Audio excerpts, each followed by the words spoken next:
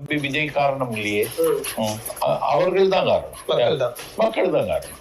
தம்பி சம்பத், எதை வச்சியா சொல்ற? இப்படி 41 பேர் மரணத்துக்கு காரணமாக இருந்த ஒருவரை இப்ப நாடே அதிர்ந்து போய் இருக்கக்கூடிய ஒரு நிலையில அவர் சம்பந்தமே இல்லை என்று சொல்றதுக்கு உங்களுக்கு எப்படி ஐயா மனசு?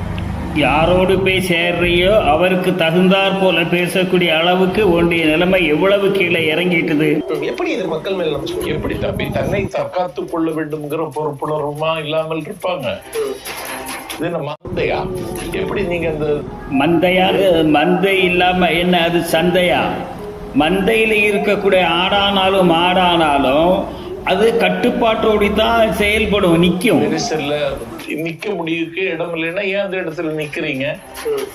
அறிவுபூர்வமா தான் பேசுறீங்களா? காலை 12 மணிக்கு கூட்டம்னு சொன்னது அத்தனை பேருமே காலையில் 8 மணிக்கே வந்து உட்கார்ந்து இருக்கிறாங்க. அந்த நேரத்திலேயே கூட்டமும் கிடையாது, குழப்பமும் கிடையாது. இந்த கூட்டத்தையும் குழப்பத்தையும் உண்டு பண்ணினதே விஜய் தான் உண்டு பண்ணினது. எங்கெல்லாமோ தெருவோடு இருக்கக்கூடிய ரோட்டோடு இருக்கக்கூடியவங்க எல்லாம் ஒரே இடத்துல இருந்து கூட்டலாம். வராதீர்கள்னு விஜய் சொல்றார், நோயாளிகள் வராதீங்கன்னு சொல்றார், முதியவர்கள் வராதீங்கன்னு சொல்றார். அதை தாண்டியே வர்றீங்க. அதனால இது ஒரு படிப்பினையும் பாடமும் தான். ஆனா இது அறிந்து தெரிஞ்சு தான் பேசுறதா? 41 பேர் முதியோரும் குழந்தைகளுமா?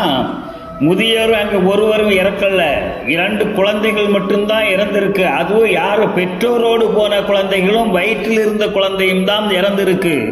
மரணத்தின் மூலமாகத்தான் நீங்க வந்து பாடத்தையும் படிப்பினையையும் காட்டி கொடுப்பீங்களா?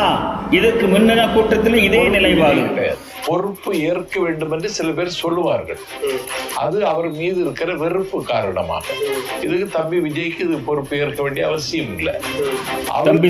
தம்பி விஜய் பொறுப்பு ஏற்க வேண்டிய அவசரம் இல்லை அப்படிங்கறத ஒன்றுமே அறியாத மாதிரி பேசுறீங்களே. 12 மணிக்கு நிகழ்வு நடத்துவதாக இருந்து கூட்டத்தை எல்லாம் வரவழைத்ததற்கு பின்னால இரவு 7:45 மணிக்கு வந்து அந்த காலதாமதத்திற்கு என்ன காரணம்? ரோட்ல இருக்கக்கூடியவங்களை எல்லாம் ஒரே இடத்திற்கு கூட்டிட்டு வந்ததுக்கு என்ன காரணம்? காலதாமதத்திற்கு என்ன காரணம் தெரியுமா?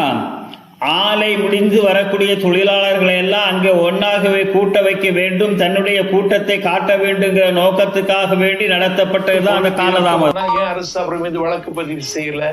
40 பேர் சாகரத்துக்கு காரணமா இருந்த ஒரு தலைவர்கிட்ட நன்றாக தமிழ்நாடு அரசியல் தெரிஞ்ச ஒருவாறு பேசுவது. திராவிட முன்னேற்ற கழகம் வளருவதற்கு காங்கிரஸ் தான் காரணமாக இருந்தது. ஒரு மூச்சு விட்ட உடனேயே திமுக காரர்கள் எல்லாம் சிறையிலே அடைத்து பார்த்து விட்டார்கள்.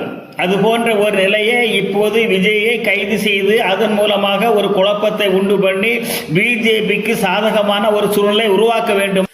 நம்ம இடத்துல ஒரு பழமொழி சொல்லுவாங்களே, நீர்கோழி கடிச்சாலும் அத்தாள பட்டினின்னு சொல்லி. அதுபோல விஜயை ஏற்று எத்தனை பேர் ஆதரவாக எத்தனை பேர் போராடுவார்கள் என்பது முக்கியமல்ல. போராட்டம் என்று சொல்லி அதை கலவரமாக்கி தமிழகத்திலேயே அமைதி இல்லை, நிம்மதி இல்லை, சட்டம் ஒழுங்கு இல்லை என்று ஒரு பிரச்சனையை கொண்டு வருவதற்கு வெளிப்படையாக துணை போகிறீர்கள். நீங்கள் சாதகமான ஒரு நிலையினை உருவாக்குவதற்காக வேண்டி நீங்க முயற்சி செய்கிறீர்கள் என்பதை நாடு அறியும். இவ்வளவு வெளிப்படையாகவே நான் பிஜேபிக்கு ஆதரவு கொடுக்கிறேன் என்று சொல்லிவிட்டு போகலாமே.